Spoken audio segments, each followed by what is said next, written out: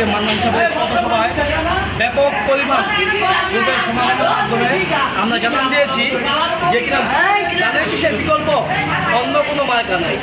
ধানের শীষ সবাই জনগণ চায়।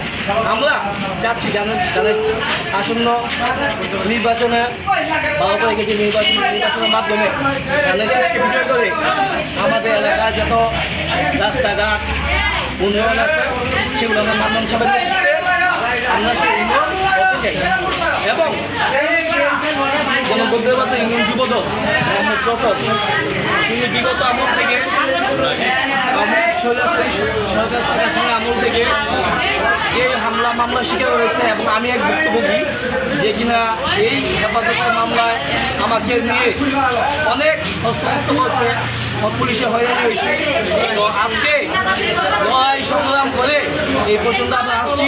আগামী নির্বাচনে ধানের শীষকে বিজয় করে বিপুল ভোটে বিজয় করে আমরা সোনারঘাট সুদ্রিগঞ্জ আসন থেকে নাম থেকে এটা আমরা মান্নান সাহেবকে উপহার দিব এবং কি আমাদের এলাকার যেই কাজকর্ম উন্নয়ন এবং মাদক থেকে বিরত করতে পারে এলাকার মানুষ, মাদক নির্মূল, রাস্তাঘাট উন্নয়ন, যা যা কার্যক্রম আছে আমরা মান্নান সাহেবকে বিজয় করে ইনশাল্লাহ এই কাজগুলো সফল করব ইনশাল্লাহ।